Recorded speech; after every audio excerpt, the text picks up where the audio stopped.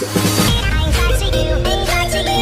Guys, welcome back again on my YouTube channel. So guys, आज की video में हम बात करने वाले हैं शॉपिफाई में ब्लॉक फ़ोल्डर के बारे में। सो गाइस, जब भी आप शॉपिफाई का कोड ओपन करते हो तो आपको कई सारे फ़ोल्डर्स दिखते हैं जिसके अंदर आपके सारे कोड की फाइल होती है। बट वहाँ पर एक नया फ़ोल्डर भी ऐड हुआ है, ब्लॉक्स फ़ोल्डर के नाम से है। पहले आपको लेआउट होता था, टेम्पलेट होता था, सेक्शन होता था, स्निपेट होता था, कॉन्फ़िग, एसेट, लोकल, ये फ़ोल्डर्स आपके होते थे।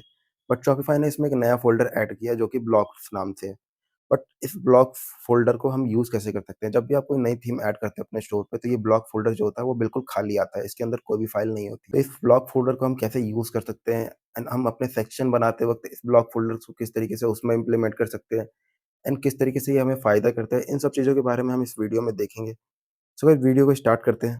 सो गाइस, जब भी हम कोई सेक्शन क्रिएट करते हैं या फिर हमारे जो शॉपिफाई के ऑलरेडी इनबिल्ट सेक्शन होते हैं, उसके अंदर उनकी अलग-अलग ब्लॉक सेटिंग होती है। लाइक फीचर कलेक्शन जो सेक्शन होता है, उसके अंदर उनके अलग ब्लॉक सेटिंग्स होती है। हम जो कस्टम सेक्शन क्रिएट करते हैं तो उसके अंदर हम अलग-अलग ब्लॉक्स ऐड करते हैं। लाइक मैंने यहाँ पे एक सेक्शन क्रिएट किया है जिसके अंदर मैंने ब्लॉक्स की सेटिंग ऐड की है, यहाँ पे आप देख सकते हो।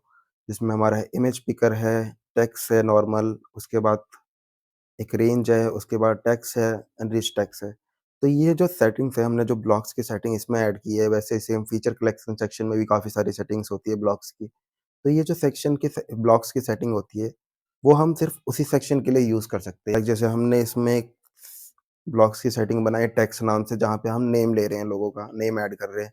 तो मैं इस ब्लॉक की सेटिंग को फीचर कलेक्शन के सेक्शन में या फिर मेन प्रोडक्ट के सेक्शन में यूज़ नहीं कर सकता। बट अगर मैंने यही चीज़ ब्लॉक्स फ़ोल्डर के अंदर एक ब्लॉक क्रिएट करके ये सेटिंग्स डाल दी और ये सेटिंग बना ली ब्लॉक्स की, तो मैं उसे अलग-अलग सेक्शंस में ऐड कर सकता हूँ। यानी कि इसका मतलब है कि अगर हमने ब्लॉक फ़ोल्डर के अंदर कोई भी ब्लॉक क्रिएट कर लिया है, तो हम उसको अलग-अलग सेक्शन में यूज़ कर सकते हैं। यानी कि जो हमारे ब्लॉक फ़ोल्डर के अंदर जो ब्लॉक होते हैं, वो रीयूज़ेबल होते हैं अलग-अलग सेक्शंस के लिए।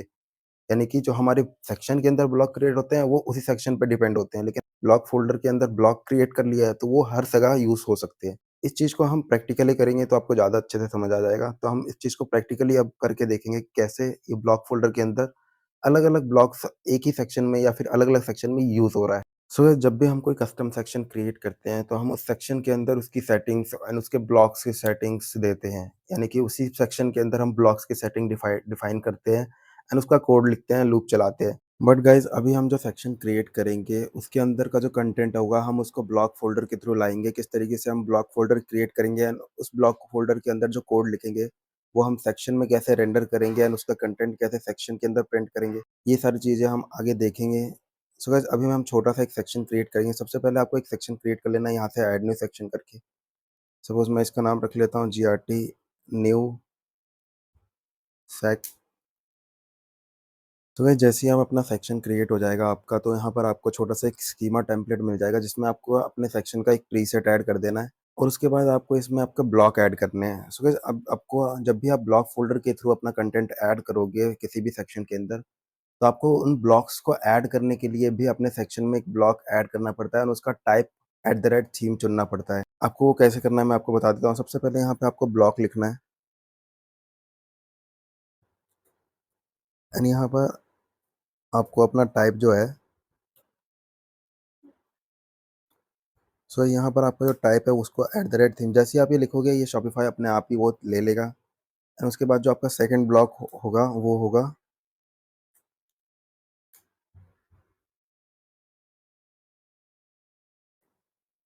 एंड जो आपका सेकंड ब्लॉक होगा वो होगा आपका टाइप ऐप।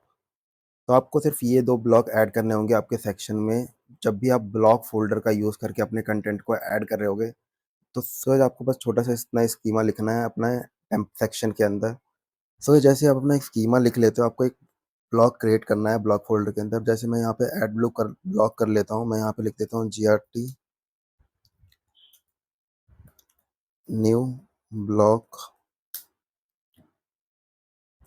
सो जैसे ही आप अपना ब्लॉक ऐड करोगे तो यहाँ पे आपको इसका भी छोटा-सा एक स्कीमा मिल जाएगा, जहाँ पर आपको अपने ब्लॉक्स की सेटिंग ऐड करनी पड़ेगी, जो ब्लॉक आप वहाँ पे रेंडर करना चाहते हो अपने सेक्शन के अंदर एंड जो कंटेंट जिस हिसाब से आप डिस्प्ले करना चाहते हो।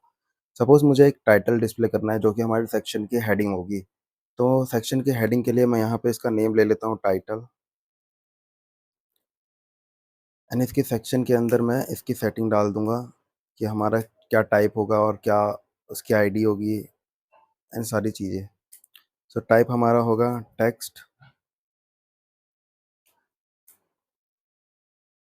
इसका लेबल होगा हमारा। सो गाइस हम इसका एक लेबल रख लेंगे टाइटल,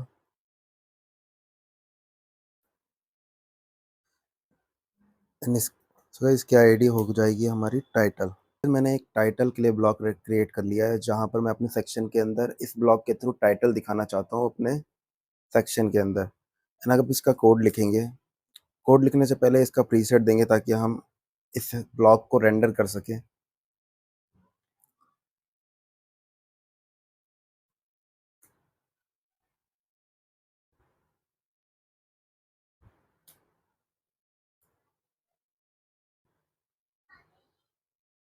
तो गाइस ब्लॉक को नाम डाल देंगे हम टाइटल। सो गाइस जब भी आप प्रीसेट दोगे और इसका नाम लिखोगे, उस नेम से आपका ब्लॉक आपके सेक्शन के अंदर रेंडर हो जाएगा। सो गाइस ये हमारा ब्लॉक का स्कीमा रेडी हो गया है, एंड ये हमारा सेक्शन का स्कीमा रेडी हो गया है। अब हमको इसका कोड लिखना है, तो सबसे पहले हम ब्लॉक का कोड लिख लेते हैं जहाँ पे हम रेंडर करेंगे। सो गाइस सबसे पहले एक डिव बना लेंगे, एंड इसके अंदर हम जैसे नॉर्मली ब्लॉक्स कोड को रेंडर करते हैं ब्लॉक डॉट सेटिंग करके, वैसे करेंगे block dot setting dot ID यानी कि टाइटल, एंड इसको क्लास दे देंगे पेज विड्थ। सो ये हमारा कोड रेडी हो गया है ब्लॉक्स। सो इस ब्लॉक्स का कोड तैयार होने के बाद आपको इस ब्लॉक को हमारे सेक्शन के अंदर रेंडर करना पड़ता है। सो इस रेंडर करने के लिए आप जब भी यहाँ पे ब्लॉक्स के अंदर @थीम लिखते हो, तो आपके ब्लॉक्स के फोल्डर के अंदर जितने भी ब्लॉक क्रिएट होंगे ना, वो सारे आपके उस सेक्शन के अंदर रेंडर हो जाएंगे, बट उसका कंटेंट प्रिंट नहीं होगा। लेकिन अगर मैं आपको दिखाऊं यहाँ पे, तो अगर मैं यहाँ पर आपको सेक्शन ऐड कर के दिखाऊं, तो हमारा जो सेक्शन का नाम है वो GRT सेक है। तो आप देख सकते हो यहाँ पर आप ऐड ब्लॉक कर सकते हो। आपको यहाँ पे 2 दिखेगी, एक रिव्यू और एक टाइटल। रिव्यू है वो मैंने पहले से ऐड कर रखा है इसलिए आ रहा है, और ये टाइटल जो हमने अभी ऐड करा है, मैंने आपको अभी ऐड करके दिखाया है। अगर मैं आपको यहाँ पे कुछ भी लिख कर दिखाऊँ, सपोज GR ट्रेडिंग लिख के दिखाऊँ, तो ये कहीं भी प्रिंट नहीं होगा, बिकॉज़ हमने उस ब्लॉक्स को रेंडर नहीं किया है, उसके कंटेंट को रेंडर नहीं किया है। हमने उसके सिर्फ़ स्कीमा टेम्पलेट को रेंडर कर दिया है, यानी कि जो हमने ये स्कीमा टेम्पलेट लिखा है, उसको हमने यहाँ पे रेंडर कर दिया है इस ब्लॉक्स के अंदर @थीम लिख के। बट अगर मैं इस @थीम को हटा दूँ यहाँ से, इस पूरे ब्लॉक्स को ये हटा दूँ यहाँ से, और अगर मैं आपको इसको रिफ्रेश करके दिखाऊँ, सो गाइस आप देख सकते हो यहाँ पर आपका सेक्शन आ रहा है GRT सेक करके, लेकिन आपके जो ब्लॉक्स थे, जो यहाँ पे ब्लॉक्स आ रहे थे, तो वो बिल्कुल नहीं आ रहे, वो ज़ीरो हो गए। इसीलिए हमें यहाँ पर @थीम लगाना ज़रूरी है, क्योंकि ये हमारे थीम में जितने भी ब्लॉक्स फ़ोल्डर के अंदर ब्लॉक क्रिएट होते हैं, वो सारे ब्लॉक्स को यहाँ पे सेक्शन के अंदर रेंडर कर देता है। अब अगर मैं इसको रिफ्रेश करके दिखाऊँ आपको,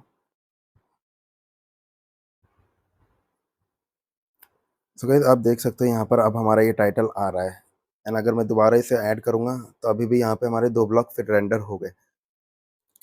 सो गाइस इसलिए आपको थीम लगाना ज़रूरी है अपने ब्लॉग्स में, जब भी आप ब्लॉग फ़ोल्डर के थ्रू अपना कंटेंट ऐड कर रहे हो। अब बात आती है कि हम इसके जो कंटेंट हमने यहाँ से लिखा है, प्रिंट करवाया है, उसको हम सेक्शन के अंदर प्रिंट कैसे करें? सो जब भी आप कोई स्निपेट रेंडर करते हो या सेक्शन रेंडर करते हो थीम के अंदर, तो आप सिंपल रेंडर लिख के उस फ़ाइल का नाम लिखते हो, एंड सेक्शन रेंडर करते वक़्त सेक्शन लिख के उस फ़ाइल का नाम लिखते हो। लेकिन जब भी आप ब्लॉक्स रेंडर करोगे ना, किसी भी सेक्शन के अंदर, तो आपको उसको इस तरीके से रेंडर होगा, कंटेंट कंटेंट फॉर ब्लॉक्स। सो आप जब भी कोई ब्लॉक रेंडर करोगे किसी भी सेक्शन के अंदर, तो आपको हमेशा कंटेंट फॉर ब्लॉक्स करके ही रेंडर करना पड़ेगा।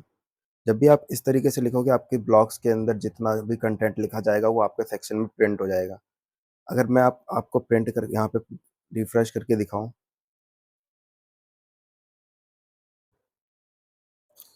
सो गाइस आप देख सकते हो यहाँ पे GR ट्रेडिंग प्रिंट हो रहा है। मैं अगर इसको थोड़ा स्टाइल कर देता हूँ, इसके फ़ॉन्ट साइज़ को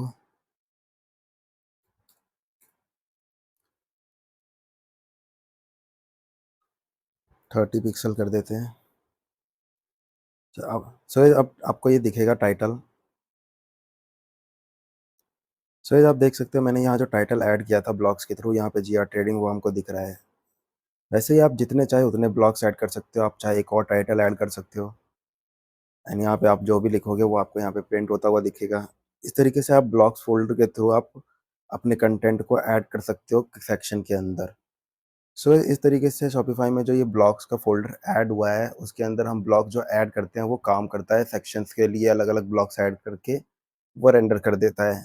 सो अगर आप चाहते हो कि जिस तरीके से हमने ये रिव्यू सेक्शन का यूज़ करके क्रिएट किया है ब्लॉक्स वाइज़ एक सेक्शन के अंदर ही ऐड करके ब्लॉक्स टाइटल का, इमेज का ये सारी चीज़ें ऐड करके, अगर आप चाहते हो कि ये हम ब्लॉक्स फ़ोल्डर का यूज़ करके करें तो आप वीडियो पे कमेंट कर सकते हो एंड हमें बता सकते हो, हम जल्दी ही इस सेक्शन को ब्लॉक्स फ़ोल्डर के थ्रू क्रिएट करके वीडियो बना के आपके तक पहुँचा देंगे। सो ये थी आज की वीडियो। वीडियो अच्छी लगी तो वीडियो को लाइक करें, कमेंट करें, शेयर करें, चैनल को सब्सक्राइब करें।